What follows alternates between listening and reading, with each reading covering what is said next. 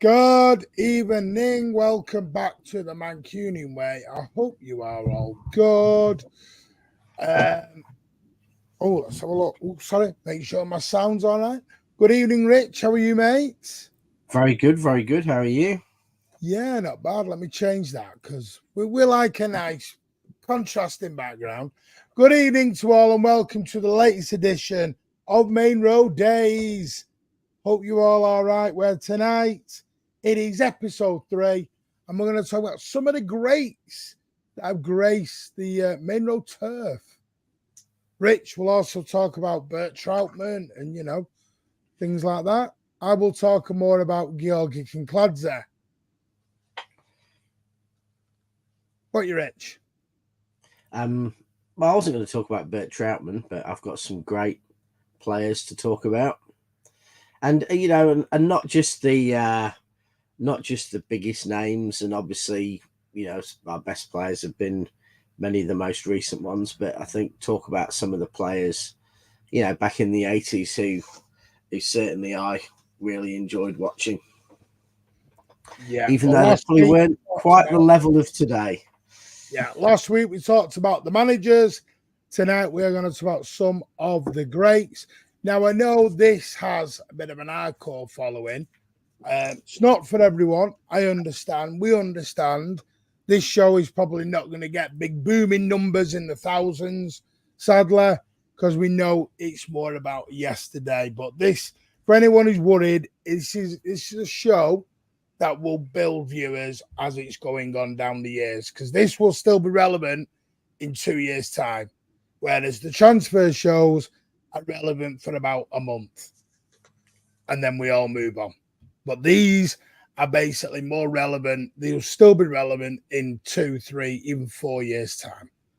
So the most important thing is everyone can really engage in these, because for those who have been going for a long time or watched City for a long time, it'll be interesting to hear whose other favourites are. I remember sitting in the pub years ago, and there was a long argument about whether Uwe, Walsh, or Quinney was people's favourite striker or favourite forward of that era. And it was interesting that there were people very much in all three camps. So it'd be good to hear everyone else about your best players that you've seen at Main Road. Yeah. Andrew W., good evening. We'll say some hellos. Good evening, Alan. Hi, good. How are you? Sean C., good evening. Blues, Crumabis, whichever country wins, City player is guaranteed to win the Euros.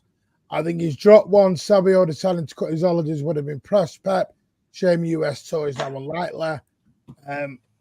We'll just do a little bit. Yeah, Savio is allowed a holiday. I think we've got to. I did mention in a space, I did think that could be likely, because he literally only came out today or yesterday. He's not going to then just get on a plane and go straight over to the US. I know Josko Gabardio's already currently over there, having a little bit of a chill and a relax. Not all of them will come back to the CFA next week. Some will meet out there on their holidays. Good evening, SOS. How are you? But again, we'll say some will be involved somewhere, but I really wouldn't, because listen, it's for people who thought Savio was going straight into the first team in the first week. Savio is going to be like every new player under Pep. He's going to be integrated in.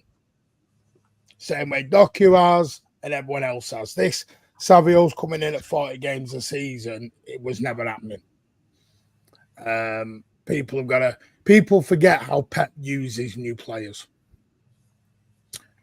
Congratulations to Rodri, yes, on getting through to the Euro final. Roberto Sherkov's gone with Willow Flood. Hey, Willow. Can you do a Northern Irish accent? No, don't. In fact, no, don't. Mate, but I just remember everyone used to go, Little Willow, in a high-pitched voice. He was a scruffy son. Michael Branch and Jed Brannan. We said greats. You throw me, Michael. We should do an episode. Well, we'll do an episode the worst, but we should do an episode about comedy Main Road moments. So the funniest moments, the funniest players. It's been a few of those like Chroma Base. all night. Only been watching since 2007, so it's nice to learn. See, and that's what it is. That's what we like. John Rowlands, Uwe. We are going to talk Uwe as well. I'm going to throw a little wild card in tonight, which wasn't at Manchester City for very long, but I thought he was a fabulous little player. Was not at Manchester City. Pardon? Well, it's obviously not going to be Daniel Van Boyten then, if it's little player.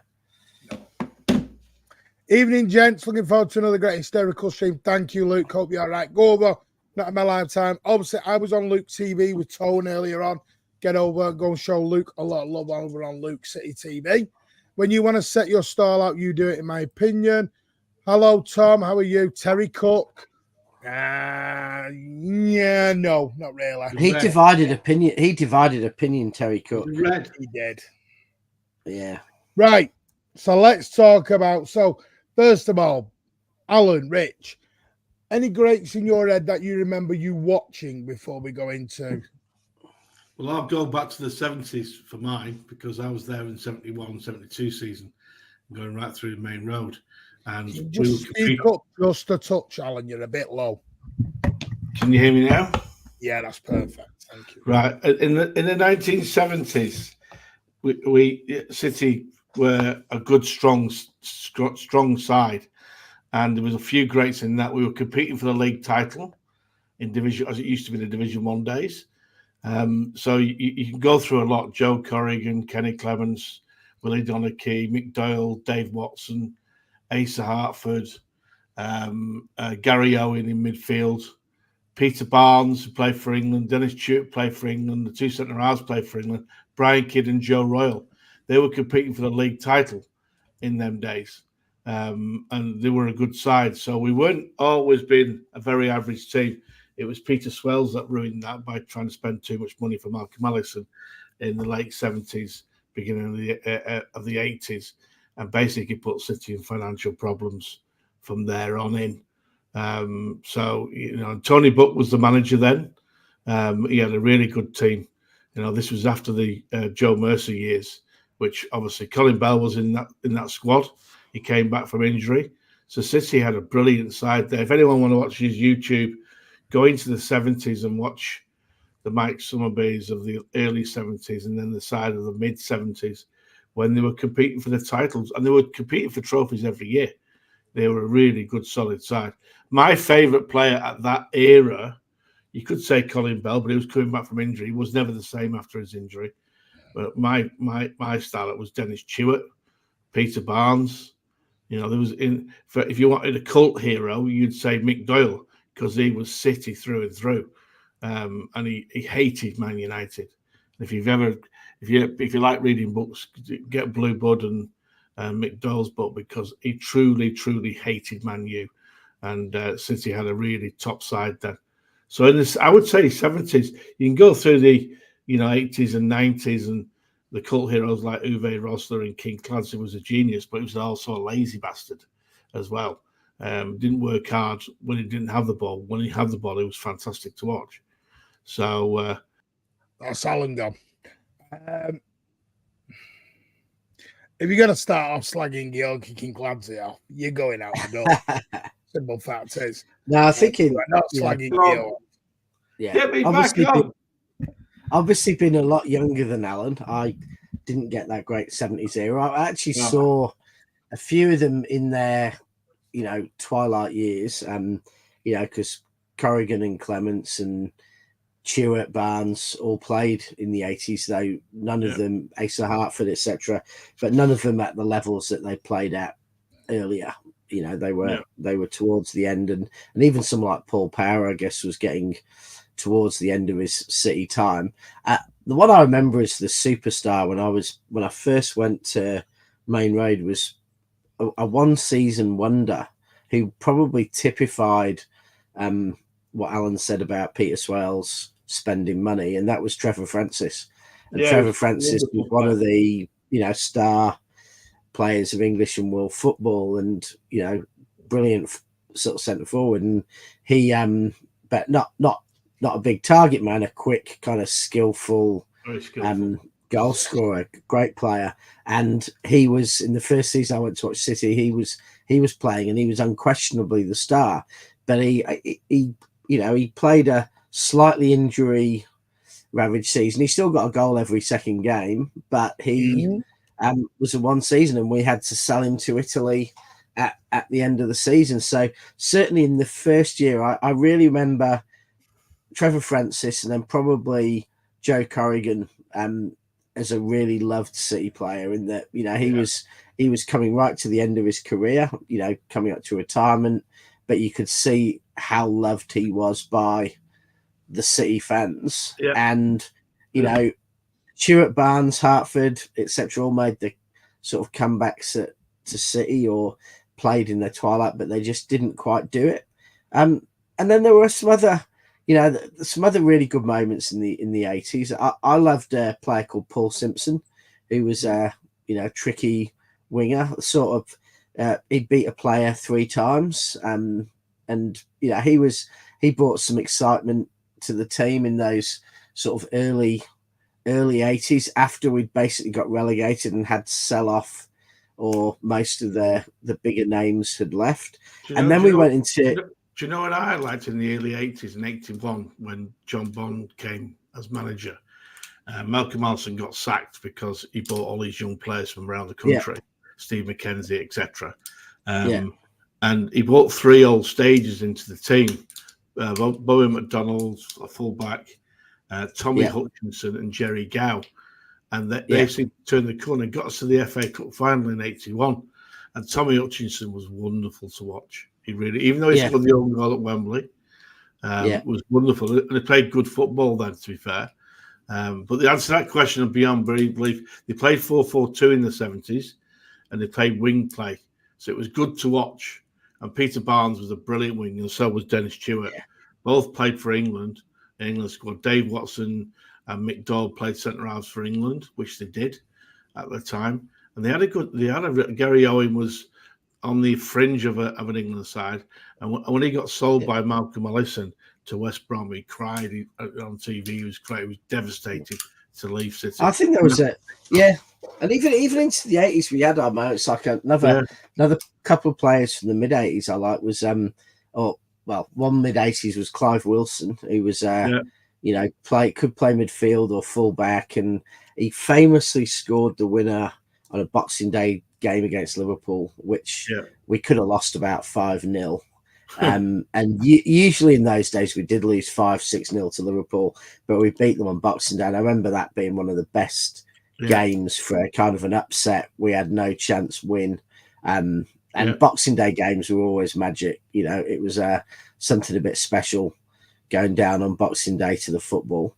And then the late 80s, we came in, you know, we had Bish for a little while. He was, you know, became a real cult hero because he was just silky.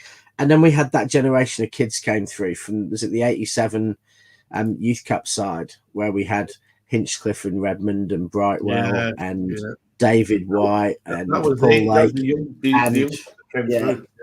And they brought a lot of excitement to the fans, and, you know, probably never quite got to the level we thought. Can't put Brightwell in there, Rich. I just can't. Well, I scored that wonder goal. I know, I get it. I know you're going back to the 5-1, and I get it, and the ball in, etc., and I get it. But he was garbage, Rich. He was not a main road break. Yeah, but they. No. I'm saying that I'm talking about main road breaks, and you throw me. Yeah, but as a collective, to fans of the last 40, 50 years, that youth team was actually a real high in 20 years of mediocrity, and there's no denying David White. You know, became was all about Lake. He scored a great goal. He scored a great goal at Old Trafford the same year. He was garbage. I'm sorry, Ian, if you're listening. Sorry, mate, you were not great. You were not a main road great. Well, I'm not putting you. They were all different. Like, obviously, David White achieved the most. We're going to talk about bloody Colin Bell, Dennis Law, Don Revie, and you're throwing me Ian bloody Brightwell. We're talking about main road breaks. Yeah, but when you look at the 1980s, I know the 60s and the early 70s, where you're talking about the great side of Nelly Young and you know, the one we won the league with Franny Lee and Mike Summerby and they were the best of that era, weren't they? They were a fantastic team. And they went into the early 70s when they played them probably really old football tops that we all love, the black and white stripe, the navy blue with the stripe, the white and red stripe going down here, and they were classic kits. Well, we were always in the top half of the table, fighting for trophies in them periods when Leeds were good. Obviously, Liverpool was starting to get good. United were on the downslope of the early 70s. And I remember being at Old Trafford when we relegated them. No one can say we didn't relegate us. We did. Well, and Dennis backheeled it. I was there. I was only a young lad then. And I was there with my uncle. And it was brilliant to see them. I was jumping up and down the alleyway like this going down. It was fantastic. Well, Roberto's got a question for you in a minute, which we'll bring in. But first one as well, you mentioned tonight is Dennis Stewart. Brilliant. Now, I loved him. Dennis Stewart, 275 appearances for the Blues, 109 goals across 2 storied spells as a player. He is from Newcastle upon Tyne. Yep. People will imagine when they hear him. And Dennis Stewart was obviously something I never got to see Stewart. Obviously due to my age, because I'm not as old as Alan. But he was basically there's a lot of ties with Sunderland and Dennis Stewart. It was Bremen displaying the FA Cup U tie against United, featuring Brian Kidd. Saw Dennis score 1 goal and create another in a famous 2-1 win for the Mackhams in front of more than 13,000, because he did come out of Sunderland's youth team. Yeah. But one of his probably the greatest ever moment Dennis Stewart is remembered for is that overhead kick against I was there, Newcastle. There you go. In the league, in the 76 League Cup final, which was the last time we won a major trophy until 2011. Unless Rich wants to throw in the Thomas Cook trophy. I don't know if he wants to throw the old Thomas Cook one in. But that was obviously, so that's why Dennis Stewart, and you've probably seen it 1,000 times over now. Now, I know people will talk about some greats, and I love it. People talk about bit of Peter Beagre, talking about obviously Nicky Somerville. I'm going to talk about one who I've got major love for, but he wasn't. Some will class him not as a Maine Road great. But we are going to talk about, Rich, what are your, I don't think you would have ever, did you have seen Stewart? Stewart played in the 80s. He so I did see, Stewart came back. Same with Barnes came back. I used to have played, so there's a few of them we brought back, but they weren't, I didn't see them in their prime. It's fair to say. I saw them, when they were, into their 30s and just not what they had been. I remember when we played in the old UEFA Cup against AC Milan at Maine Road, and these were the days when Maine Road had all 4 corners all attached, and not a dodgy shit Kipax and a revamped plat lane that Peter Swells destroyed. When all the ground, it used to hold 50-odd thousand at Maine Road, when it was a brilliant ground, so a great atmosphere as well. And we were playing in the 78 season. We played Milan, and we won 3-0. We drew 2 each over there, and we beat them second leg 3-0 at Maine Road. We played that run. We had Standard Liège as well. They were a good side, and Borussia Mönchengladbach, who knocked us out. Because if you remember that era, that's when Liverpool played them in the European Cup final a few years before that. So they were a good side. And City used to compete in Europe in those days. So anyone says that City didn't compete at all levels, they're just lying. They don't know the history. But City had a top side in the 70s, a really top side. And Dennis Stewart, he had 2 spells, didn't he? He got to New York. He played in America or something for about 3 years, and then came back to City. He came back in the in the. Dennis Church was one of the first ever players over to America, I believe. Yeah, he was. Yeah, was it? Yeah, because he played till the relegation. I think he finally left City after we got relegated against Luton. Yeah, he used to wear these little tassels on his socks that all the kids used to wear that was the first kit I ever got, was in the 70s, and I used to get obviously the sky blue top and then on the tassels on the socks. So when I used to play football at school, I used to wear those tassels because I was only a young kid then. But Dennis Church was my idol when I was a young lad, definitely. Was that? Yeah. Well, I mean, Dennis Church obviously is up there. Going to mention somebody else now who didn't have a lot. He seemed more on the other side of the coin than the blue side of Manchester. He's generally more regarded as the red side. But I'm going to shock a few. Dennis Law. Yeah. Well, he started at City, didn't he? Started at City and went to United. Well, so yeah, he did start. He had made 68 appearances for Manchester City, scoring 30 goals.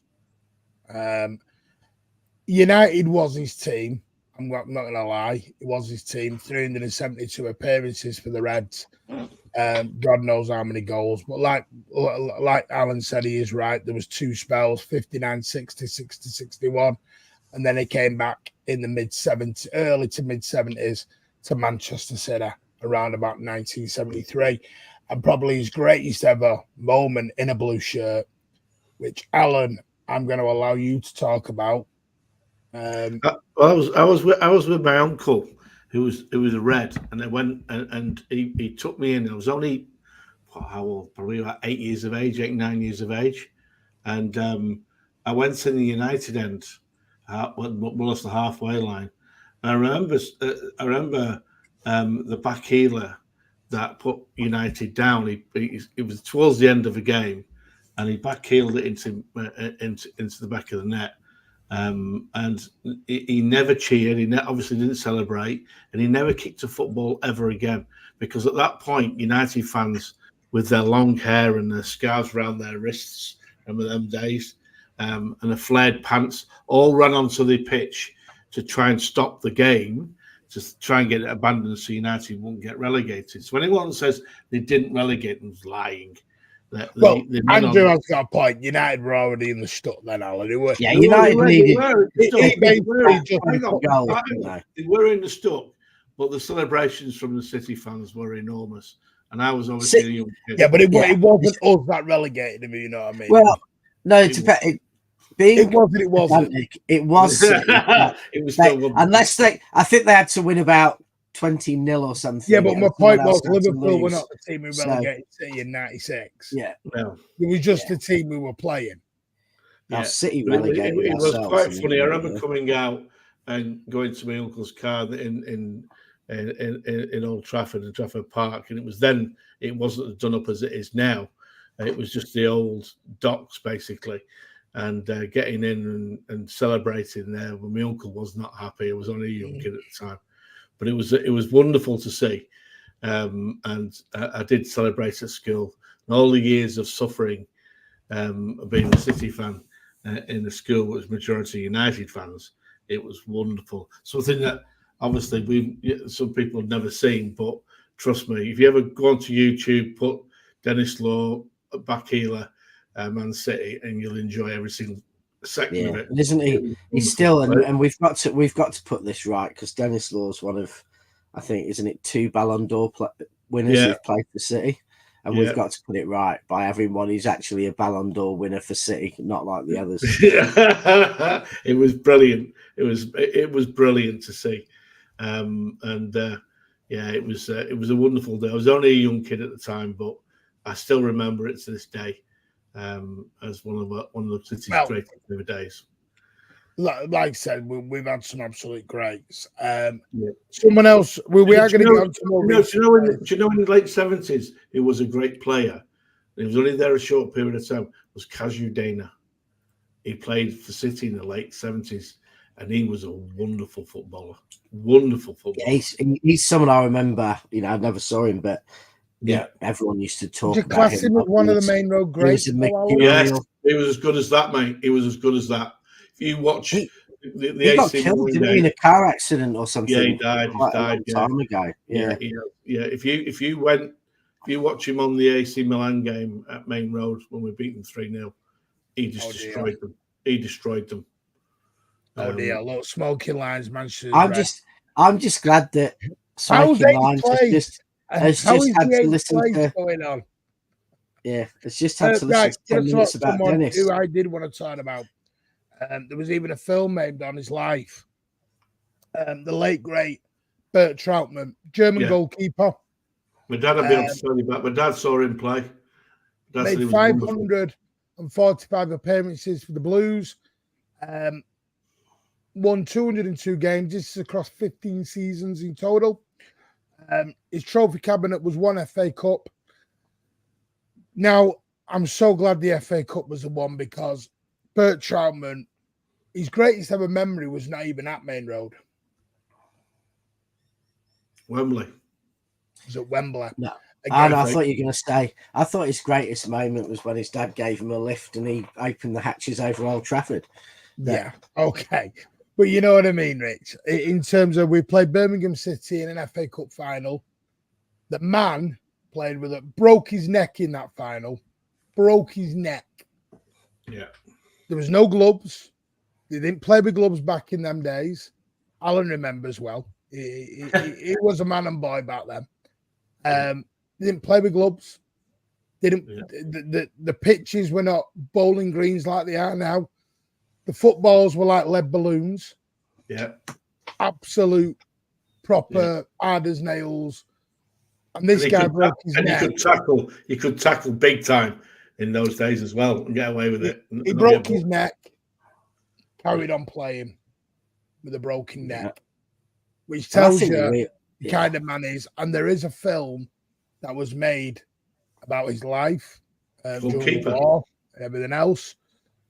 Well, I mean, Alan, if you're going to butt in on every mention I mentioned, there's going to be a long stream, mate. Then there was the keeper that Alan so well talked about. So yeah, obviously none of us have ever seen him.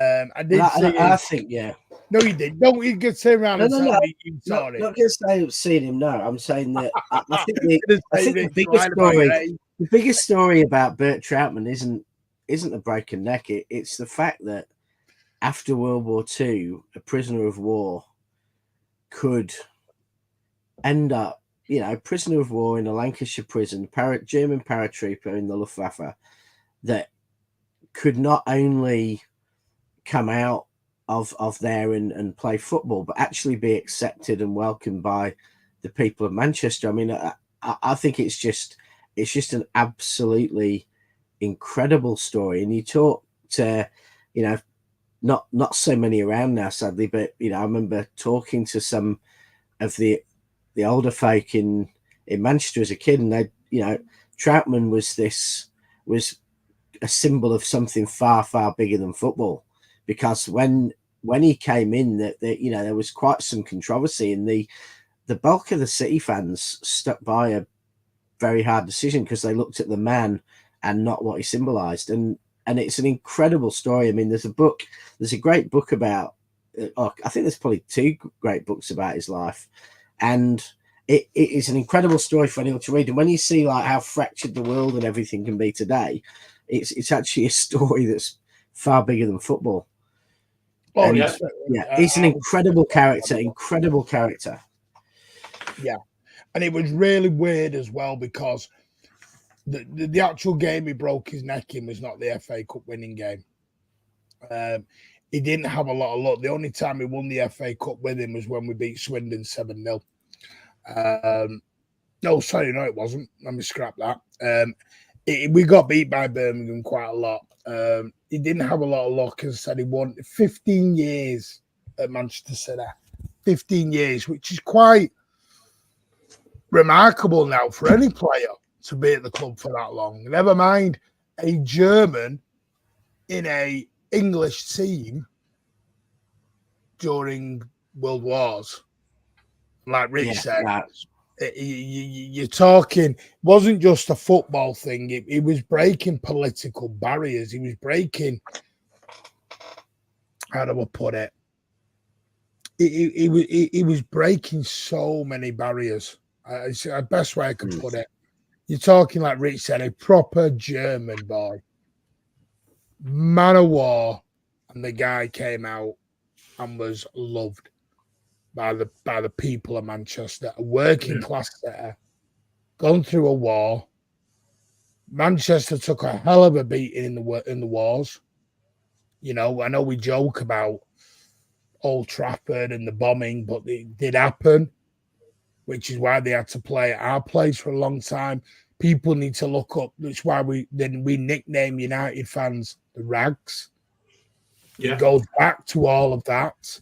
People need to understand the Rags is not just a funny nickname that we gave them.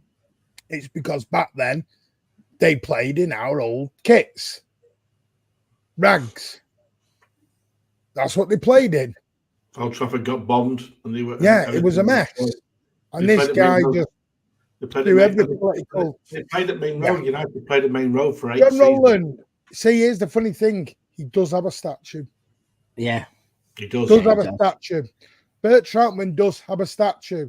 It is inside is it the west entrance? Is it the Colin Bell end? Colin Bell stand. Colin As Bell, you go in there, it's there is one, unless they moved it into the museum, but there was one at the Etihad 100%. Yeah, there is. When you walk in, the main entrance, it's there. And you're totally right. Football is beyond politics. Bert Trautmann showed it. And you should have seen the standing ovation that he got in the 95-96 opening day when he came out on the golf buggy and went round the whole stadium. It was his last proper appearance ever at Maine Road. The guy was in tears.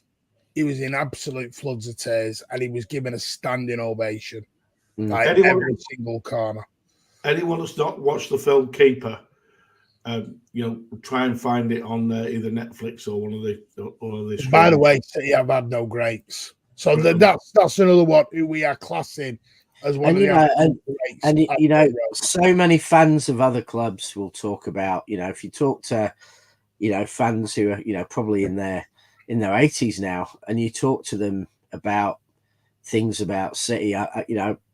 My best mate's dad, City were like his second team because as a kid he saw Trautmann and he's a Brighton season ticket holder for large part of his life, but City were always his second team because of Bert Trautmann, and he'd still talk to him about Bert Trautmann today, and his eyes will light up, and he'll talk about what an amazing just the story, and it you see it from even like the newsreaders and the commentators of the day, the way they talked about Trautmann afterwards, that he just changed their perceptions, changed things.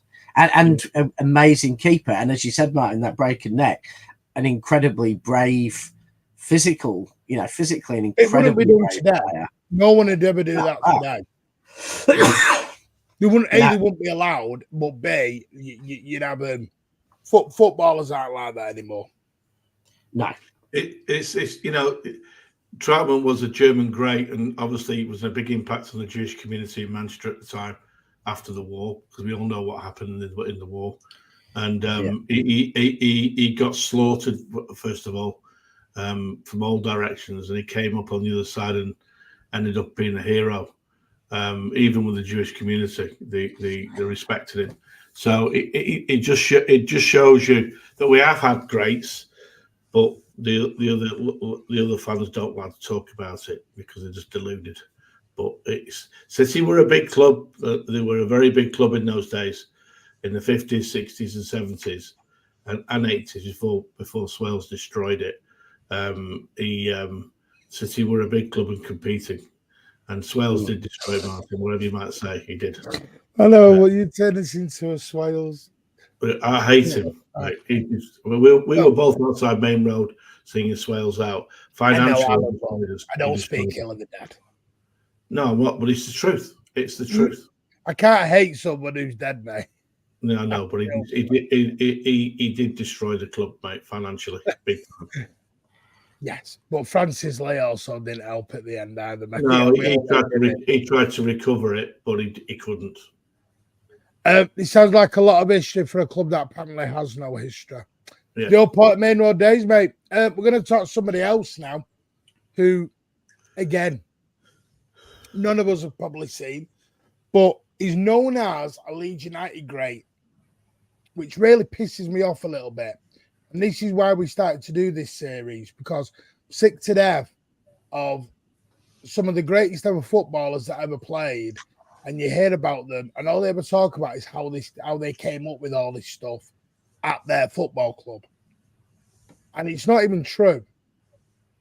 So we're going to talk about there's so many. There's so many. I mean, look at. We're going to talk about the late great Don Revie, where people talk about the Revie plan and how it all came up at Leeds United, etc., etc. Bullshit. Call him bullshit straight out the chute. The Revie plan originally came up from Manchester City Football Club. Yeah, because he played for us and he was a captain at one point. Yes. So people need to start really knowing their history a little bit. I'm sick to death of it. I'm not saying he's not a bigger legend at Leeds United, but what I'm sick of is people talking about how he's not. But Don Revie played for Manchester City from 1951 to 1956. His full name was Donald George Revie. Made 178 appearances for Manchester City, so he wasn't just there for a cup of tea and moved. 41 career goals. He was born in Middlesbrough, July 27th. Went to play for Newport Boys Club, Middlesbrough Swifts as a youth. He signed for City in October 51 for around £25,000. Now the manager at the time was Les McDowell.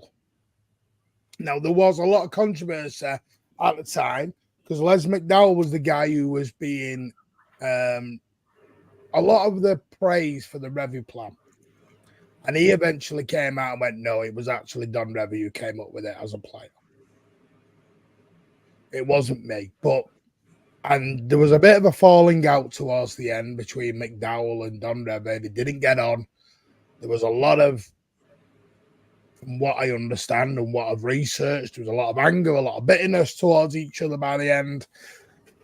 Didn't end very well. So as you can see, that was going on 40, 50, 60 years ago. Never mind what goes on in today's football clubs. It was going on back then, all this politics that people don't realise. But yeah, with the Revie plan, as they called it, so it was based on the approach. So they involved playing a deep lying centre forward and was based on the approach used by the very successful Hungarian national team of the early 50s. He considered Revie to be a perfect fit for the role as a midfielder schemer who was prepared to roam all over the field. The tactic was a revelation and quickly became known as the Revie plan. With the Revie plan, the Blues reached the 1955 FA Cup final, but we did lose to Newcastle 3-1. By the beginning of the 55-56 season, there was a major falling out between Revie and McDowell, resulting in a 14-day suspension for Don Revie.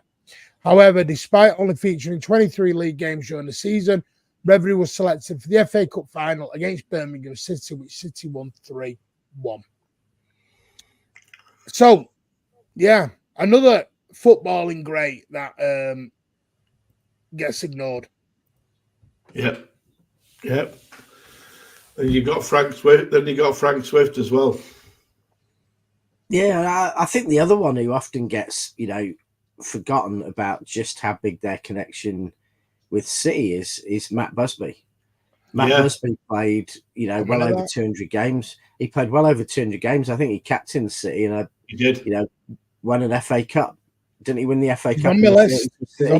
And so he was someone who no one even thinks of as anyone. I'm starting to interrupt. No one thinks of. Yeah. But we're now jumping from player to player. I've got a list of them going, boys. Now you know why I'm doing it. We're randomly adding them in. Yeah. But he's Busby, a real City legend. Ironically, went from City to Liverpool, and I think captain Liverpool as well. So United's, greatest figure in some ways is actually a product of City and Liverpool.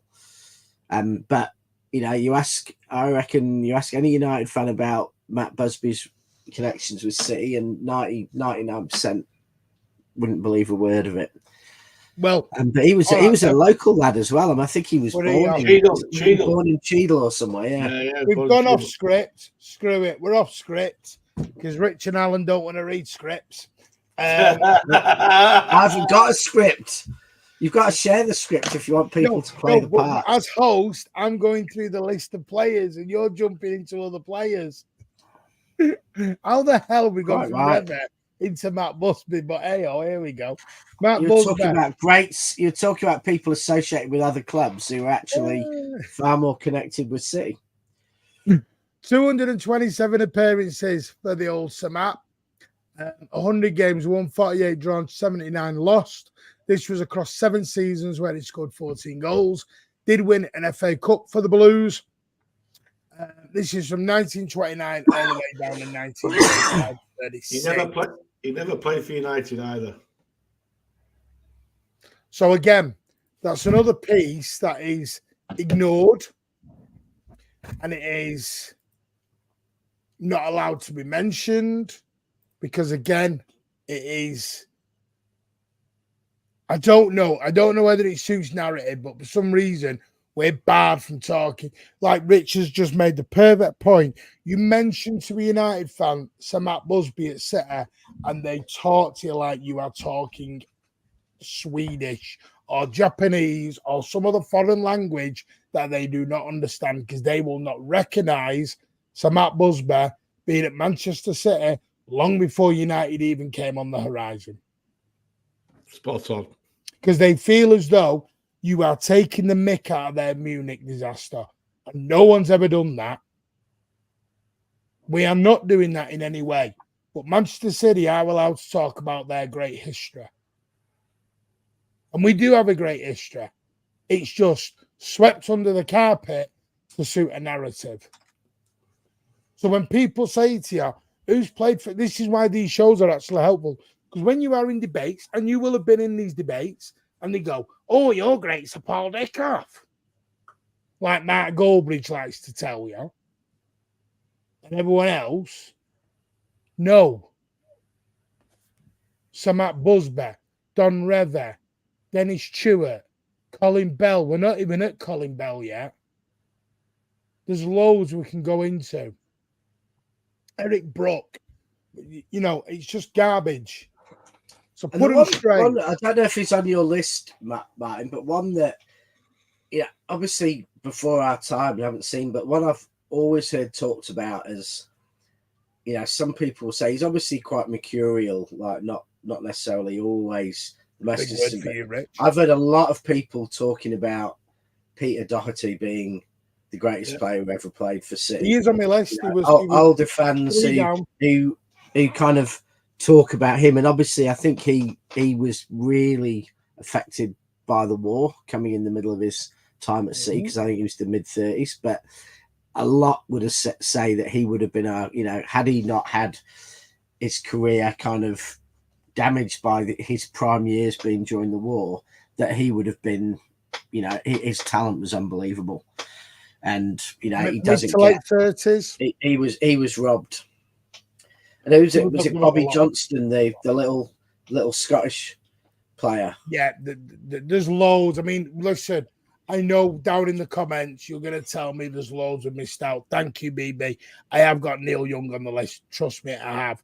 Nelly Young was a brilliant player in that great side in the 60s. Brilliant player. Scored the win in the FA Cup final and won the league with City at Newcastle in that good side. Yeah. I mean, what I'm going to, because we are doing a lot of the older ones. We are coming to Bell and Summerby and Lee. I promise you, we're going to get there. And Alan Oakes, he never gets mentioned, even though he's played more for us than anyone else ever, but never gets mentioned. It's funny. But we're going to talk someone I love, somebody I watched in my heyday, who I do think is a main road great. And this may be a bit controversial. Lee Bradbury, which is David White. David White. David White. Yeah, no, everyone. Everyone loved White, didn't they? I mean, he No, was one of some our don't own. class him. Some don't class him as a Maine Road great. Some don't class Paul Lake because he didn't play long enough to be a Maine Road great. And anyone who doesn't know Paul Lake, he was the best of our youngsters by a mile. Yeah, no, he was. He got picked. He He got was the picked for one England. player. He got picked for England, and then when he played Aston on the weekend, and then he played a midweek game against Aston Villa, and he took his knees away from him, Villa, and he did his ACL. And in those days, very, very hard to recover from an ACL. They didn't have the technology they have today, and we never saw that was it. He came back once and then did it again at Middlesbrough.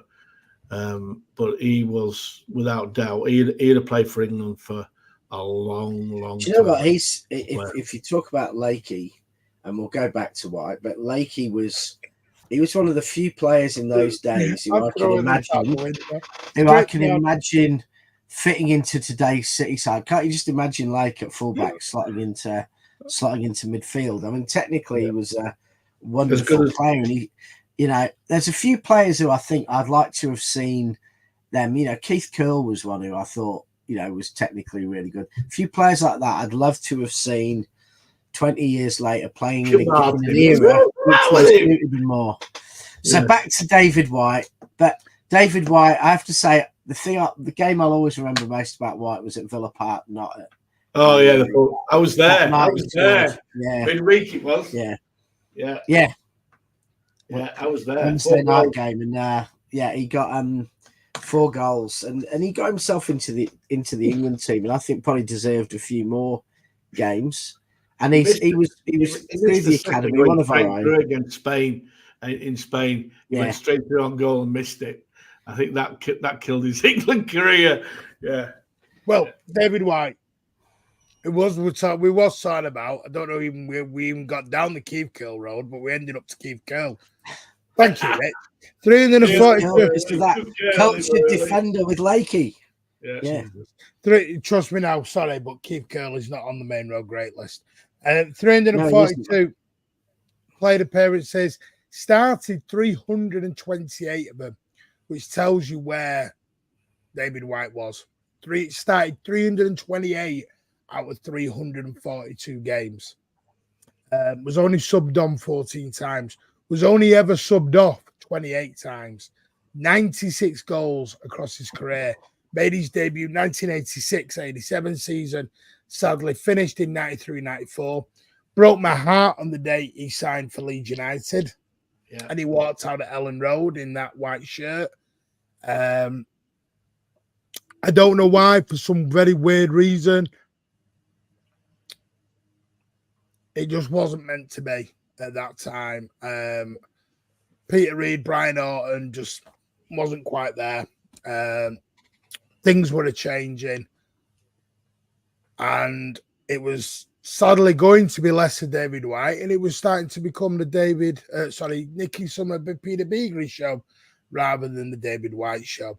But it broke my heart. And like I said, people never forget that there was that hat trick in the 10-1 at home to Huddersfield Town alongside Oldfield. And who was the other one?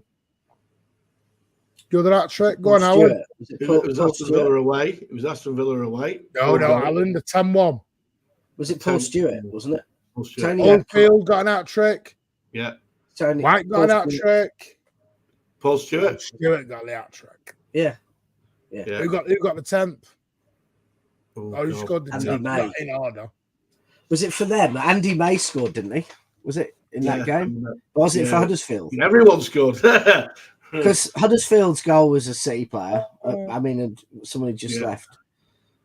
Yeah. Anyway. Do you know what was one of my favourite moments of David White was when he got the ball and went running at Man United at Old Trafford, and Steve Bruce tried to catch him and couldn't, and he cropped him in the box, and Keith Curle scored the penalty. when he got up after being cropped by Steve Bruce because he was outpaced, he got up and went over Steve Bruce and just laughed as loud as he can at him because he was just done big time. And I was behind the goal in the away end that day. and it was hilarious because he just did him for pace because he was so quick and powerful.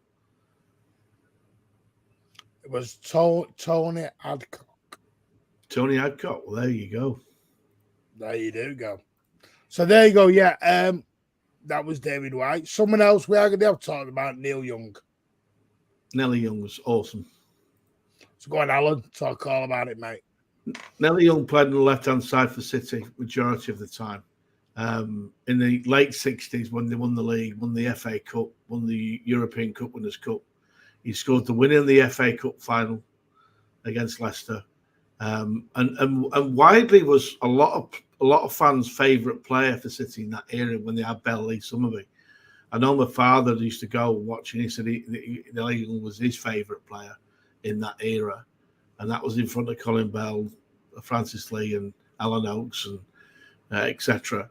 And they had a great side, and it was an entertaining winger where he used to just take people on, and they won everything. They won the league, they won the FA Cup, they won the European Cup Winners' Cup, they won the League Cup, they won every single trophy you could get in a space of about 4 or 5 years. So when fans tell you about City not winning trophies, that era they won every single trophy that there was in front of them at that time. It's just a shame we failed in the European Cup after we won the league in '68. So, but people should read and watch YouTube clips of the old Cities in the '60s and the '70s. If you're watching playing Liverpool in the '78 season and '76 season and '77, so we beat them at Maine Road 3-1. And Brian Kidd was a great player for City when he came over from United and played up front with Big Joe Royle. You know, they all did really well at that point. Kiddo's played for both clubs as well, United and City.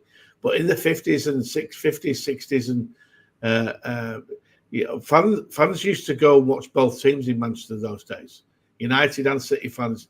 Yeah, one week they watch City, next week they watch United, and people used to go in those days. It wasn't as territorial and tribal as it is now.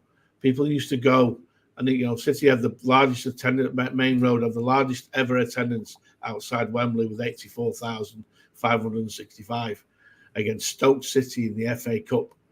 And that's how big Maine Road was. It was an enormous ground. And ironically, the biggest attendance for a league game was also at Maine Road, but it was a United game. Yes, it was. And that was until Spurs played at Wembley. That was the biggest ever. Yeah, the biggest ever attendance in football was the FA Cup game, was City, and the biggest league was United at Maine Road. And until Spurs played at Wembley, that held. In fact, and still to this day, they're both records outside Wembley. In football. So I mean, that's a bit of history. I mean, part of that is a bit of United history, but that's Maine Road history that goes beyond even after the war. United had to play at City for 8 years, and they had to pay rent to Man City in Maine Road, which they still never ever paid to City. So they owe us money for 8 years. United played all their European games at Maine Road because City were the only one that had floodlights. So, I mean, somebody else I want to talk about as well here was, by the way, like you said about Neil Young, 416 appearances, started 413 of them, again, integral to that side. What was from Fallowfield was a boyhood blue, dreamt to being around Maine Road, got his wish, and became one of the highest ever appearance people within football, which just tells you where Neil Young was. We have talked about someone else we haven't really talked about is one of the greats, has to be on there, is Alan Oakes, a midfielder. 680 appearances for the Blues, which, as I remember, isn't that still a record to this day? Yeah, he's still our most appearances. Isn't he most appearances for Saturday? Yeah. And, honestly, unless we keep Phil till he's 40, there's a very good chance he'll stay. The record, because in today's era, there's not many players who stay at clubs like that. I mean, Phil's about the only one who could possibly do that, and he'll have to play into his late 30s to do it. It's incredible. And Alan Oakes is like one of those, underappreciated players in the team who just plays week in, week out, but it's probably overshadowed by bigger stars and greater names and more attacking players or great defenders around them. But he's just in that team every week, holding the team, bit like glue in the team, and 600 odd games. It's incredible that you just don't see it. Started 76 of them, 17 years, nearly 20 years, I believe. Played within the Anglo-Italian club, the Division 1, Division 2, the European Champions Cup, played in the Cup Winners' Cup, the FA Cup, the UEFA Cup, the Texaco Cup, the League Cup, every cup you can think of, Alan Oakes played in. Yeah, and do you know what? I remember someone, the fact about Alan Oakes that's mad is he left City at 34, 35, and he went on to play something like 200 games for, I think it was Chester, and he went on, he played till he was about 40. So he played, and imagine that, you played 600 games at a club to your mid-30s, and then you move somewhere else and you go play another 200. Another couple of hundred. Because 200 games is mad. That is a big club player. Somebody who's played 200 games. It's 5 years just, back then. And he must have just never got, I'm too young to have seen him, but he must never got injured. He must just have been a player. He could just play especially in them days, and never get injured. Especially in them days when you could kick it out of them and get away with it for fun back then. And the pitches weren't flat and the ball weighed, like to just be able to do that 40 games a season, 20 years, which is what he basically did, without injuries or long spells out, it's just nuts.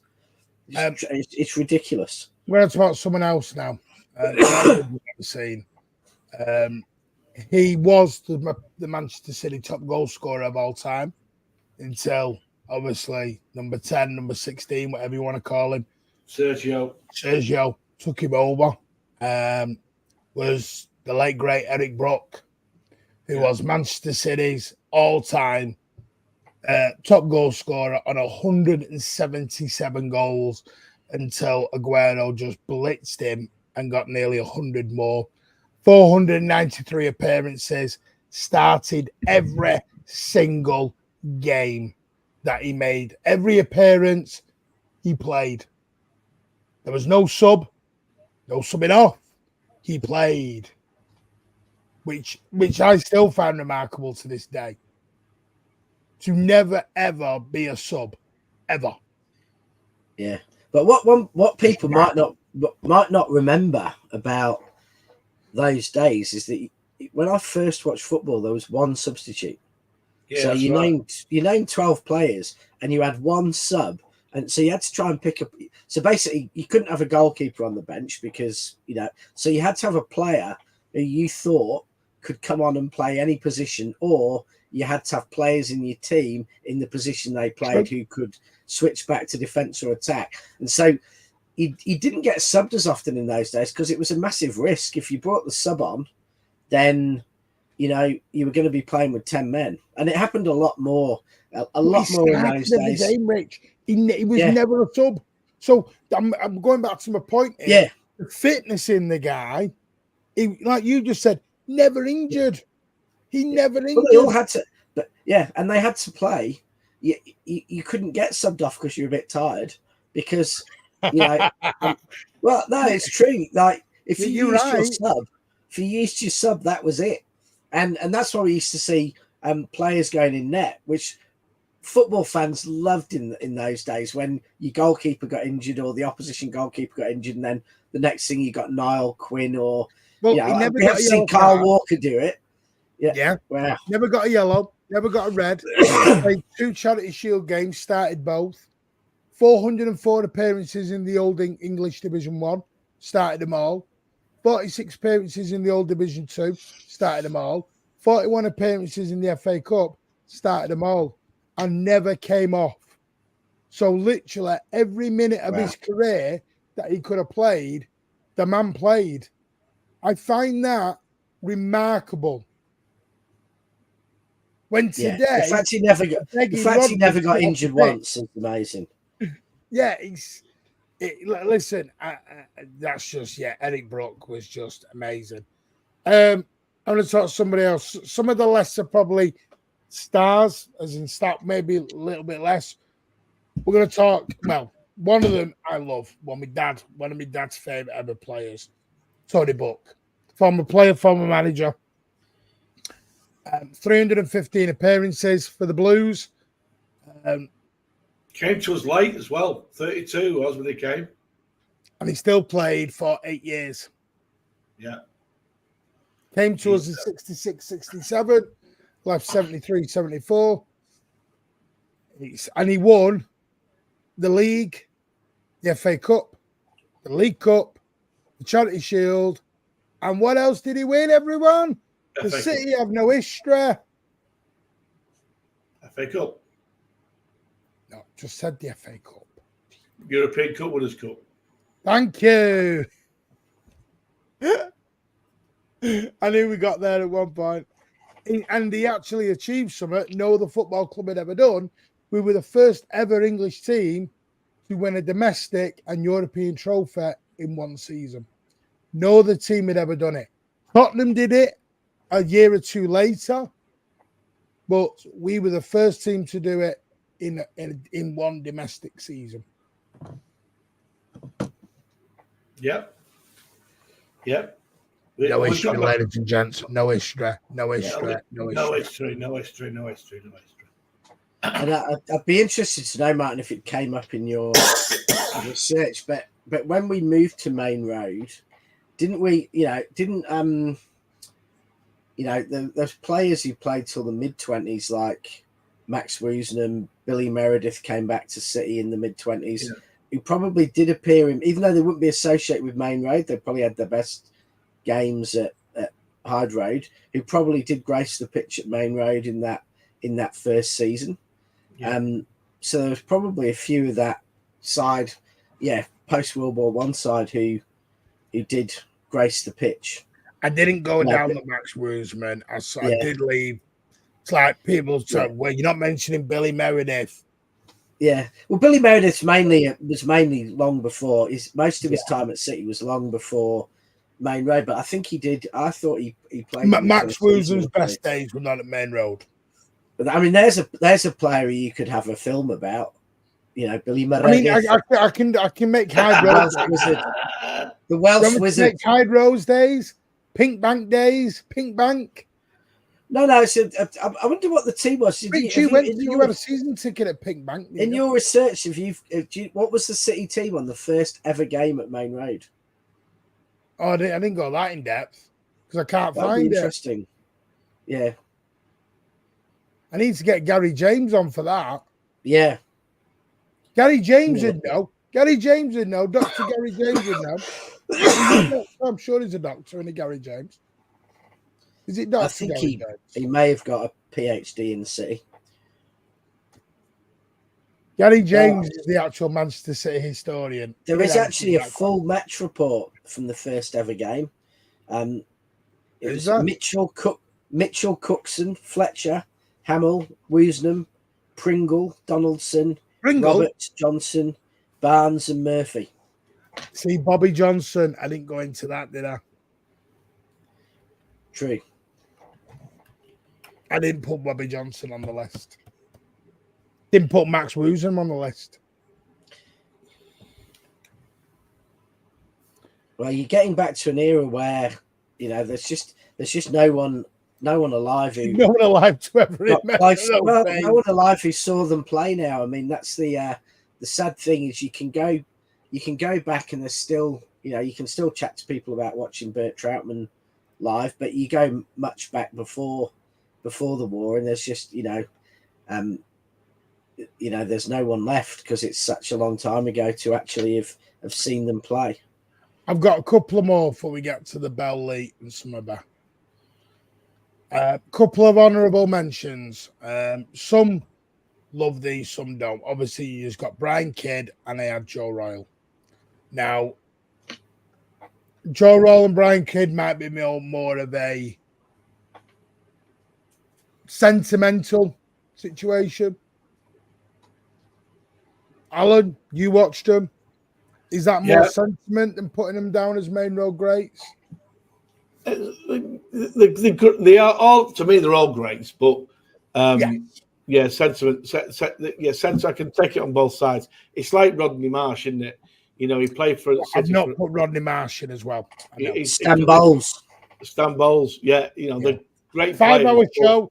5-hour show, everyone. Yeah, Rodney Marsh was widely blamed for City making a mess of a league title when he came in and slowed our play down too much, where we didn't get the results at the end of the season. Pep would have loved him. Pep would have bloody loved him. Yeah. He was widely. He was a very flamboyant player, but the side with Bell, Lee, Summerby, they played fast-flowing football with wingers with Neil Young and Alan Oakes, etc. They were. I think if anyone wants to watch in that period, I know there's the Bally on Ice that you can watch on. It's called the Bally on Ice. Tottenham at home at Maine Road on a frozen pitch where it snowed, and they played a full game. And the standard of both teams, not just City but Tottenham as well, was remarkable. And that's on YouTube. You can watch that. City v Tottenham Bally of Ice. And our younger viewers, go and watch these things. Go and watch the games in the 70s and the 60s. They're all on YouTube. And go and look at the standard of play and what it was like in the pitches they were playing with, to play on. It's educational. And you get to see the difference between the game now and what it was like. The City have had some absolutely wonderful players. Yeah, wonderful players. We've not even got to Glenn Pardo, Mike Doyle. Even yet. Yeah, Mick Doyle was I'm not even at the. I mean, we're going to do Mike Doyle next. 570 appearances, absolute. Let's put on way. Anyone who thought they were a hard nut defender, as my dad called it, would not have lasted 5 minutes with Mike Doyle. Yeah. Richie's just doing some work emails. He'll be back with us in a minute. Yeah. So Mike Doyle, I mean, the guy was like the Terminator. He was like the old style Terminator. The guy was as hard as a rusty nail. Yeah. And he was City through and through, blue blood everywhere. He has a book called Blue Blood. And I would, if you've got Amazon, if you want to read, if you like reading books, read that. And he had 8 honours, Division 2 title, 65-66, English Division 1 title, 67-68, Charity Shield, 68-69, FA Cup, 68-69, European Cup Winners' Cup, 69-70, the League Cup, 69-70, which we've talked about. He then doubled down on the Charity Shield, 72-73. This is when the Charity Shield meant something, not like it is now. And then he grabbed himself a double on the League Cup 5 years later in the 75-76 season. I went away with 8 honours, did him, across 14 seasons. Believe it or not, he never got 1 yellow card and he never got 1 red card. Unbelievable, because he used to go through people. That's what I mean. That's astonishing to believe that. Yeah. Thank you, Lenny, for renewing for 14 months. You were amazing. He had a very big partnership with Dave Watson. They both play for England, Dave Watson and Mick Doyle. Yeah. So they were both international footballers. And then we moved to Glenn Pardo before we get to the fabulous 3. Glenn Pardo, midfielder, 380 appearances. Started 378 of them. Again, 6 honours. Again, all the honours I've just read out for Doyle is where you're at, because these were all in the same team back then. They were all in that same team, which tells you how good a team that was. With Tony Buck and Mike Doyle and Glenn Pardo. That was the team that my dad purred over. Absolutely purred over. Yeah. Purred over. Mm. And I'm just sorry I never got to see any of those. But now we get to the big 3.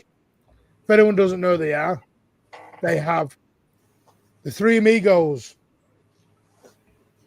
Lee Summerby. Mike Summerby, Francis Lee, and the late, great Colin Bell.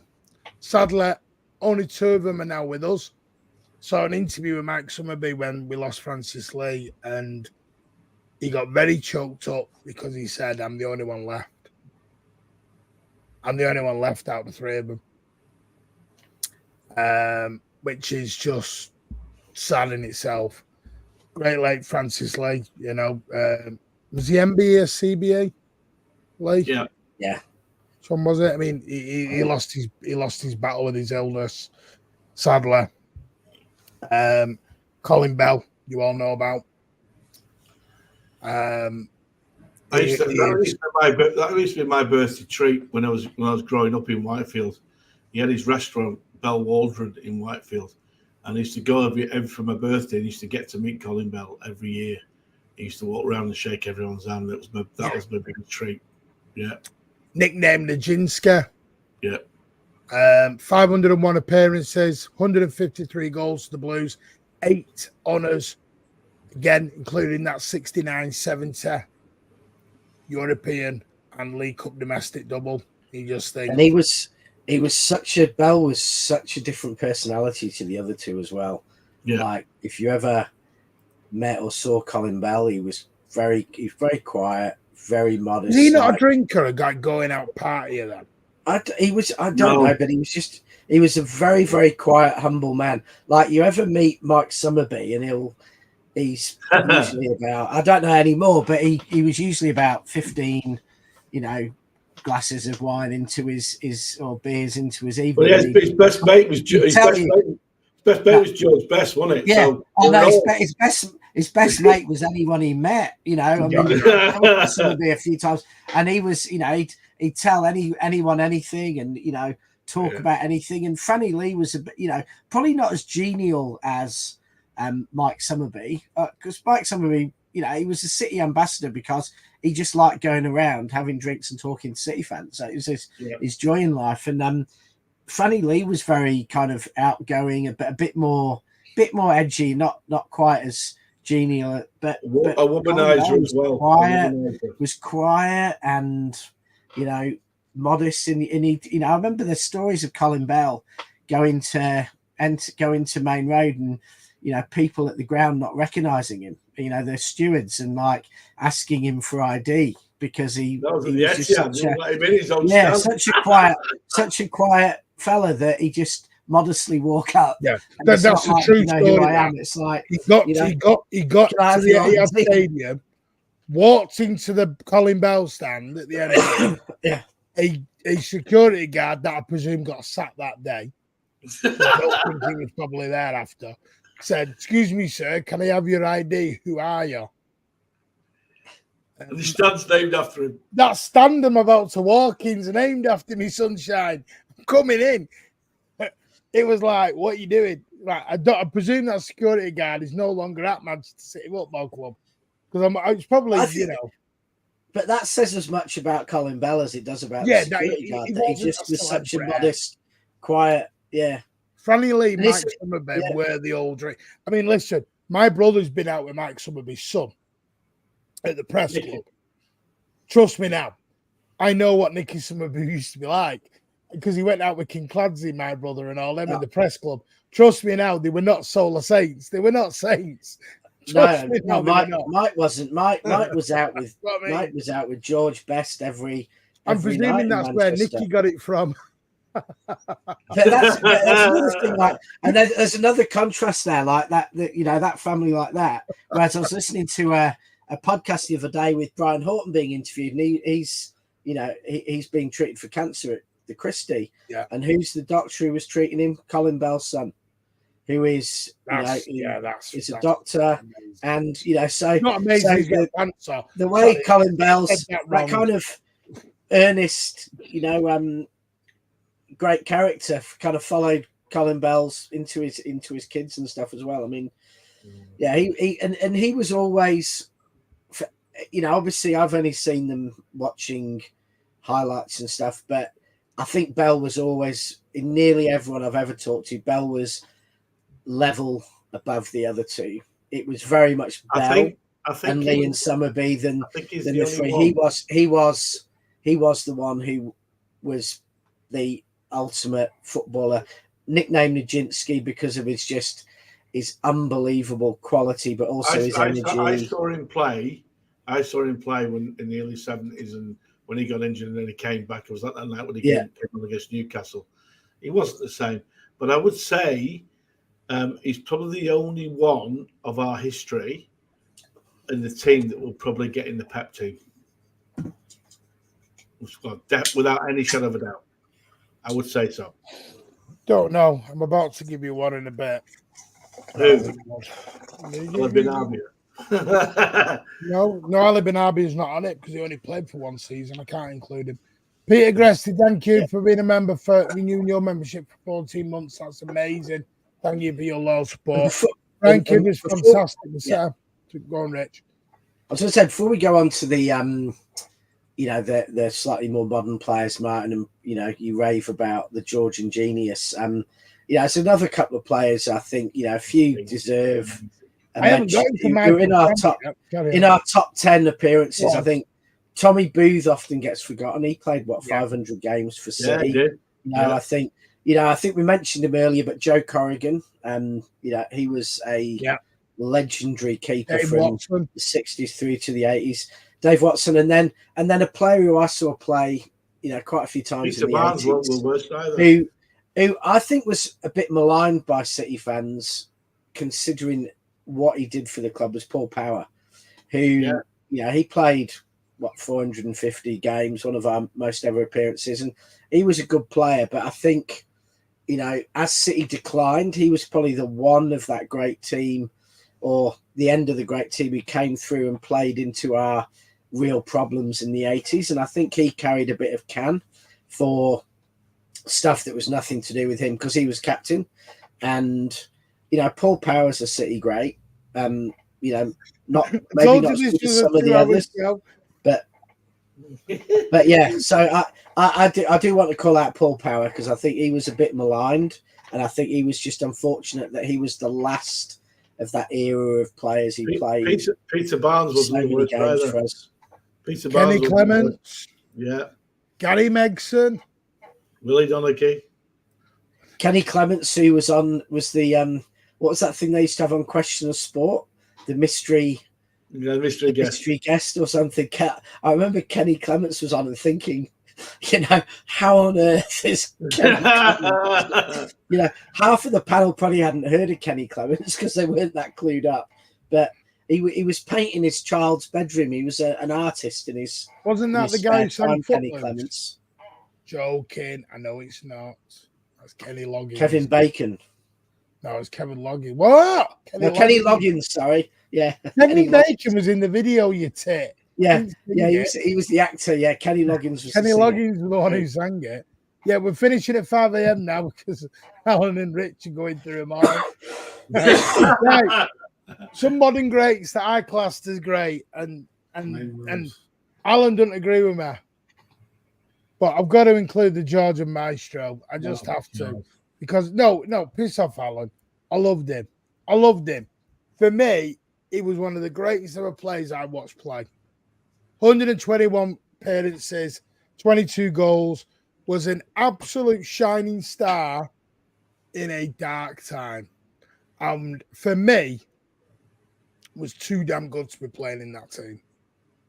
Deserved to play in the United, Liverpool. When we had the ball playing at home, he was very good. But when we didn't have the ball, he was useless because he was lazy. Somewhat Messi did when he. That's why Joe Royle dropped him for away. Yeah, because we were in Division 2. He wasn't a Division 2 player. Lionel Messi looked shit in Division 2, Alan. He was lazy, mate.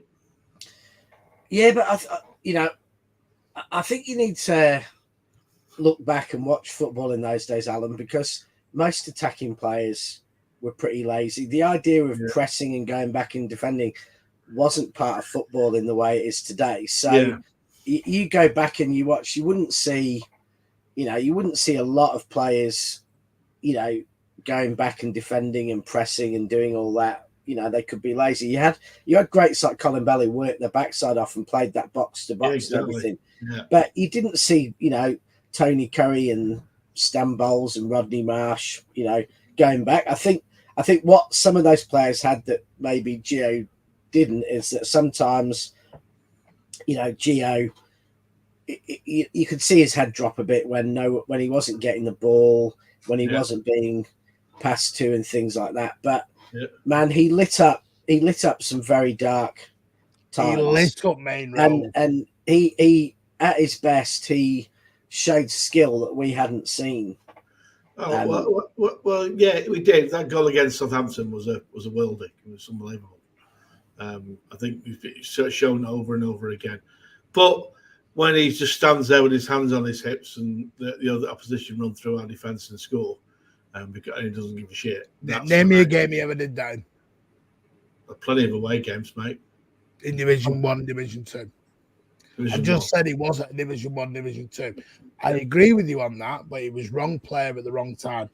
It's not, as I said to you, he was the right player in the wrong team. In a Liverpool or a United or a Barcelona back then, the guy would have stood out, absolutely shone. Because he went to Ajax and went there and he couldn't get. He got dropped out of their team because he was. He was playing right back, Alan. To be fair, yeah. Pardon? Played right back. Yeah. Do you know how popular Kincladze was, Alan? Oh no, he was. I used to watch him, mate. Thousands of fans went out to Ajax because in that time they opened their new stadium, the Amsterdam Arena. Yeah. And thousands of City fans went out just to watch him train at Ajax. Just to watch him train. I know. He was, and now listen, I'm not saying he wasn't. He was up there with Colin Bell. I understand that. I'm just talking about at the time. Yeah. He was too good for what we were. Far too good. Yeah. The same way a Tony Yeboah was probably too good for a Leeds United back then.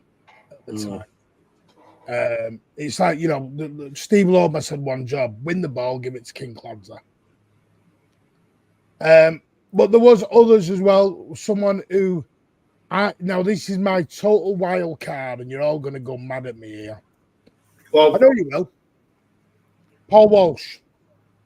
Walsh didn't play. He was a good player. Good player. Didn't play a lot of games for City. 62 games.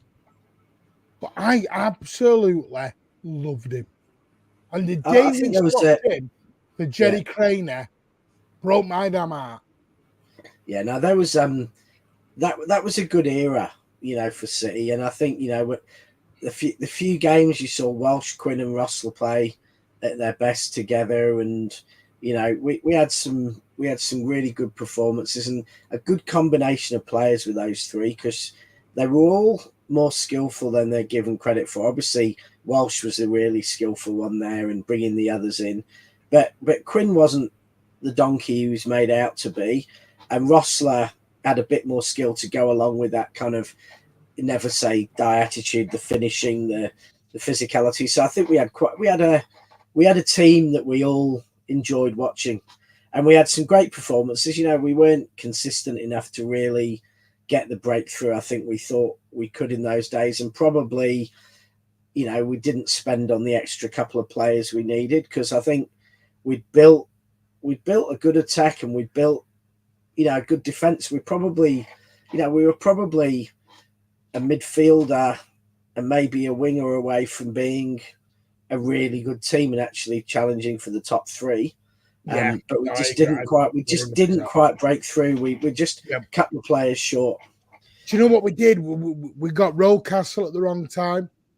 Rocastle was coming to the end of his career, sadly, the late great David Rocastle. I always thought Maurizio Gaudino could have been a missing piece, but he was too busy selling cars. I'm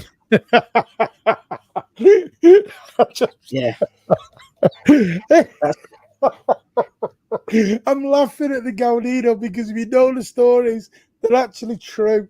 And I'm not even lying. The guy was a used car dealer on the side. Oh my God. And not always kosher. Not always kosher used cars either. He's doing it again. I don't know how he did it. That's just made me laugh. Don't know how he got away with it. No, I remembered it. We scored a cracking goal against Liverpool on Good Friday, and then we never saw him again because he ended up going to the neck in Germany. Yeah. Do you remember the third? Do you remember we got the 3 players? Was it Gaudinho, Rossler, and we got a third German player? We got Rossler, and we got was that Carl Ingebrunga? Stefan Carl, yeah. He played about 5 games. Yeah, he played about 4 games. Ingebrunga, whatever. Anyway, they're coming. He was Norwegian. And the Main Road failures. Jesus, that's going to be a 4 And this one will go for about 5 hours. Yeah, that'll be a 5-hour show. Jerry Craney was 95, 96. No, we'll get to that. Yeah. Jerry Craney, but spent too much time in the pub. There was Uwe Rosler, like I said, 177, 64 goals. He was with us for 5 seasons, signed on loan originally, and then had a falling out, sadly, afterwards with Joe Royal. I believe it was Joe Royal who sold Uwe just shortly before he ended up going to Kaiserslautern on loan. And he was in the Champions League at the time, I believe, with Kaiserslautern back then. And obviously we have to mention old Disco Pants himself. Al Quinn. He had a bit of an up and down time at the old Main Road. Good player. Very good player. 244 appearances, 77 goals. But yeah, spent 7 seasons at the Blues. But again, you don't hear a lot of him as a Manchester City person. It's more Sunderland than you hear about Manchester City.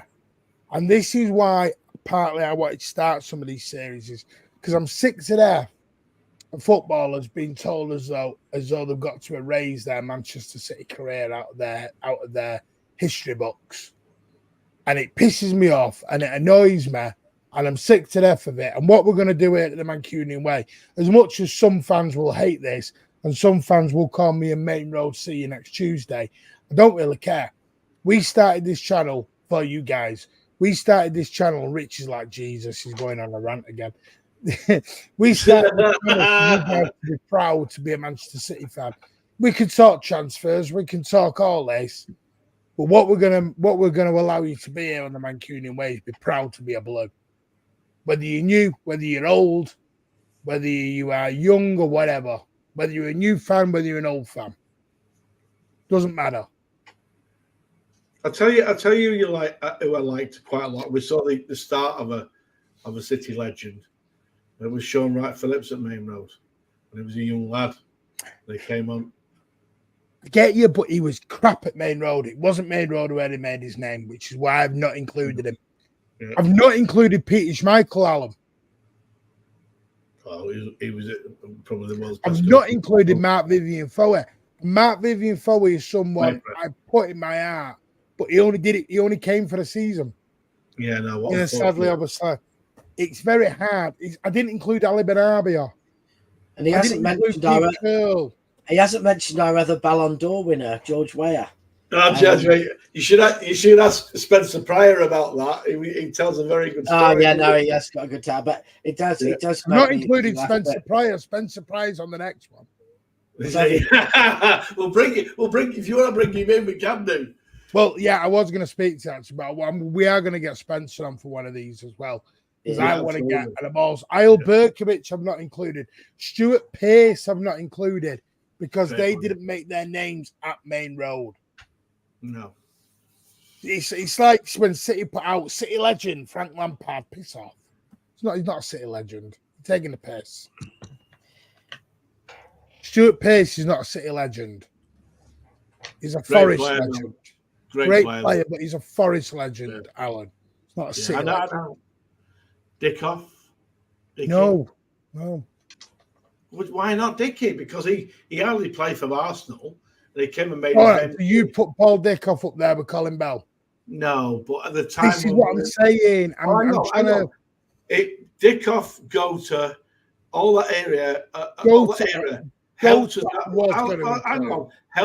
Got us out of the shit when we were in deep trouble as a club. Right, and they did. All of that team. If it weren't for that team, mate, we wouldn't be where we are today. Fact. But I've not included Andy Morrison. I mean, Alano didn't play at the. Alano was at the Etihad, mate, or the City Manchester Stadium back then. Sean Gota, like I said, he's on my list. I have got Gota down. I have got Dickoff down, technically. 212, 103 goals for the Blues. And he won, as you said, the Division 2 playoff and the Division 1 title. Do you know how many goals he scored in the Premier League, Alan? Who? Sean Gota? 104 no, in the Premier League. Wow. 57. 13. 12 or 13, yeah. So this is the legends to us, but it's a bit hard when, listen, I love Gota. I feed the Gota and he'll score. He'll be a legend for me, but it's hard for me. You know what I mean? Oh, I know, but like I said, if it weren't for those players of that era that did what they did to get us out I of agree. shit. But Kevin Orlock has a very different opinion of that. Kevin Orlock's words were, don't see us as legends because we got you in that shit. Kevin Orlock is not happy when they call them legends. Watch the Kevin Orlock interview with Big Steve. Even he's like, people call us legends. We're not. We got you in the shit. Don't celebrate us for getting you in the shit. We got you out of something we should have put you in. We know who was responsible for getting us out of the shit and organising. It was Bernstein. Yeah, that's what. Listen, I totally get all of them are legends to me and to you and to Rich, but in their heads, they're like, "How can I be a legend when I put you there? We put you in Division 2, and you're calling me a legend." Do you know what I mean? I know, but if it weren't for that team that got us out of the crap and then got promoted against that Blackburn, team put us in the crap, Alan. I know. Not all of them. The majority that went down came up. Yeah. If it weren't for Joe Royle, though. Andy Morrison, this is the one I wasn't with, Sean. We are going to wrap up in 2 minutes. Andy Morrison, like Paul Dickoff, Main Road legends.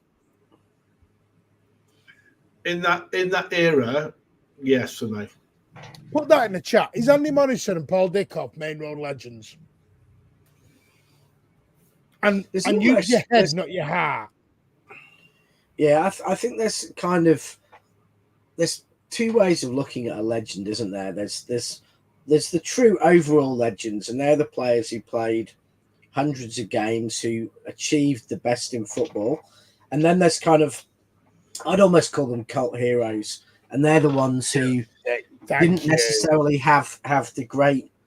They're not legends if you put up there and look at your 10 greatest ever players or anything, but the cult heroes are the ones who may have only played a season, but they had a real impact.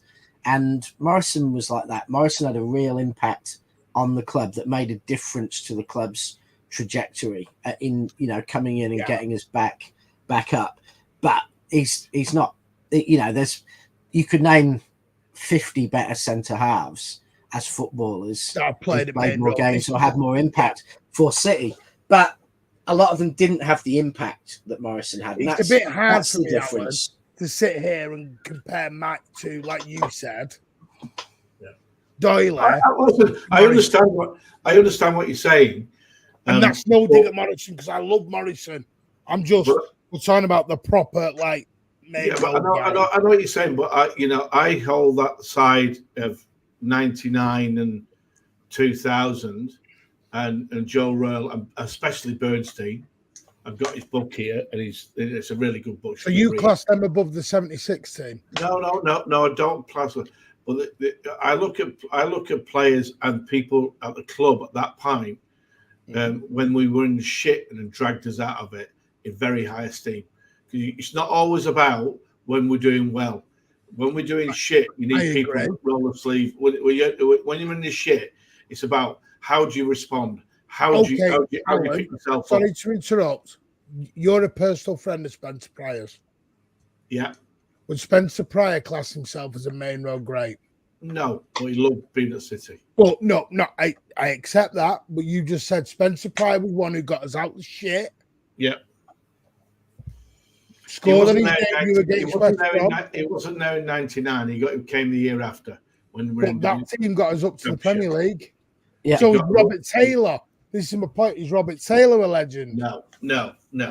This is what I mean. I think we've got to be careful on moments. Yeah. And like Rich said, cult heroes are someone who has a moment. Yeah. So I think Dickoff is a cult hero and is a legend of the club for what he did to us. I think there's a big argument, Alan, that King Clancy is a cult hero more than he's a legend. I would say you're probably right. I will say you're probably right. And I love King Clancy. I put him in my... But I'm being biased. I am being subjective. I was winding you up before because I know how much you love him. I'm being openly subjective about King Clancy because he was my favourite ever guy at Maine Road. My other guy was Gary Flitcroft and David White. The trouble is, Flitcroft, the first sign of trouble, Flitcroft was the one who got sold when he went to Blackburn for $3.5 million. Yeah, he did. So this is what I mean. It's very hard for me to put a Dave Watson in an Andy Morrison or a whatever. You know, it's very hard. Yeah, it is. I'm not putting King Clancy at Colin Bell's level. No, you can't. Some do. Yeah. But some do. I don't. So again, it's subjective. Look at Rich. Rich talks about Billy Meredith like he's never met the guy, but because he's Welsh, you know what I mean? Now, it's not because he's Welsh; it's because he's a wizard. He's been more for Nevin in North Wales. Exact spot on. He'd be perfect for.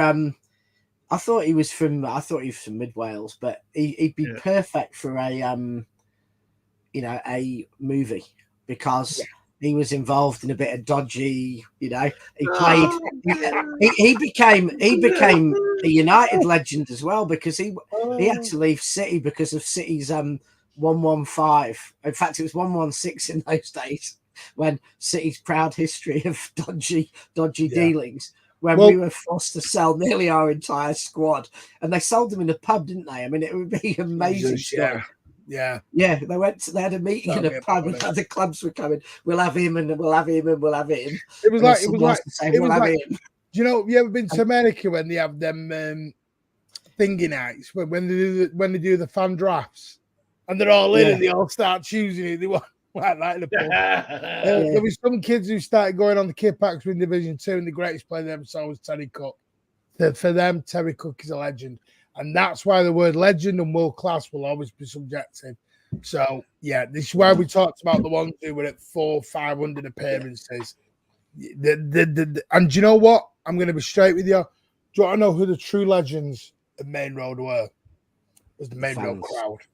Yeah. It was you lot. You know, Alan, the best fact I ever heard about Billy Meredith is the only player to have played over 300 games for both City and United. Yeah. I mean, that in itself is mad. That 300 games for both Manchester clubs or Trafford and Manchester. I like when we're talking about Maine Road, where you're wearing a flat cap that your granddad used to wear on the stand. This was Flat Cap Mike who rang up 11. No. True Legend of Main Road was all of you, was all of us. We crammed in. It didn't matter whether it was pissing down, raining, snowing, glorious heat against Blackpool in 42-degree heat. We packed Main Road out week in, week out. And had Bovril at half time. Unless it was against Mansfield. And a wagon wheel. If it was against Mansfield in the bloody trophy, only 3,000 of you turned up, including me. I turned up. These two didn't. They were only came for the big games. Mansfield Town, I was there in the auto windscreen. I've got to correct myself, actually. Billy Meredith wasn't one of the players we gave away in the pub. He was already at United when that happened. Thank you, Bobby. He was done for bribing opponents he was facing to lose. Legendary moments, maybe not legend. Exactly. That's the great way of putting it. But what we're going to do is going to wrap up there. I want to say massive thank you to. We didn't even hit 50 tonight, and I know it's harder on the main road days and not for everyone. But like I said, these are something you can watch back. They're still relevant in 5 years' time as they are relevant today. So don't worry about the lowish numbers. They grow and grow over time. It's like a podcast. Yeah. Well, it's also nice to just sit and it's also nice to just sit and not bloody panic over transfers. Jesus Christ. Listen, the only update I've got, I'll go into it more on Thursday, is Bruno Guimaraes may not be off. That's all I'm going to say. Oh, right. Anyway, massive good night to you all. Good night. After seeing Spain, Alan's head spinning. Alan's head spinning. Listen, after watching Spain this morning, if England play them, they'll lose about 13-0. Because they were absolutely murdering. All I'll say is, I've had an update from the City end, an update from the Newcastle end, and both said the same thing. Bruno is not over. Oh, God. Right. See you all soon. We'll be back Thursday night. Beyond Belief has just come out of one person we should have. Helen the Bell, yes, I know. Pete the Helen Badge. the Bell. And Pete the Badge, without any doubt. I know. Well, we can talk about, we can have a Ryan show Horsfield as well. Main Road. Listen, I didn't even put my dad who's played on Main Road. So was my dad. Oh, my dad's actually played for City, Alan. I know, but my dad took me down. Played for City. I never put his name on there. Yeah. I'm getting a picture of my dad and putting him on. Sub 2, I may do that. I may get more of a recording. I can't get my dad on the show for this because he's not. It wouldn't be fair to put him in front of camera. And if he does something stupid, it's not fair. I may get some recordings of some stories. I may get the story of why he turned down the contract that he got offered at Manchester City. That might be an interesting story. And the time he played against Manchester United reserves at Main Road and what he was told by his manager at the time. Because that story will live with me forever from my dad. So, yes. But Pete the Badge, Helen Bell, they are legends and always will be forever. Yeah. Forever. But anyway, we'll be back Thursday night chat. There may be a Main Road show next week. We'll probably move it back to Monday. Next week is the final week before we go on hiatus for a few weeks. Because Rich is going out on some working travel. And me and Pat are going. Well, Pat is really going to the other side of the world. I'm just nipping over the Atlantic for a bit. And quick happy retirement to Jimmy Anderson, who's playing his last Test match today. Absolute legend. 41 years of age and still opening the bowling. Yeah. Absolutely. Yeah. And let's just hope that we do see England against Spain, because get this right. Don't get murdered. We'll get murdered. No, Michael. Listen. It's not about the numbers. This said to you, I don't care if there's only 10 people watching. I want to say a massive thank you to everybody who does. It's not about the numbers. This one. This is about something close to our heart, because this is something people can look back on in years to come, and it's still relevant. So we will keep them going. Yeah. There will be a hiatus while I'm on the other side of the world. You're only across the pond. What are you going on about? It's on the other side of the world. Okay. There's a 5 to 6 hour difference, Alan. All right. Tell you what, it's further away from you, and that's all I'm happier about. Anyway, nice, mate. No worries. The cricket brought to you by Alan. Exactly. Good luck to the City lads tomorrow and no injuries. Jimmy Anderson. Take care, all, and we'll see you on the next one. Cheers, lads. See ya. Bye-bye. Oh, Rich, stay around. And Alan.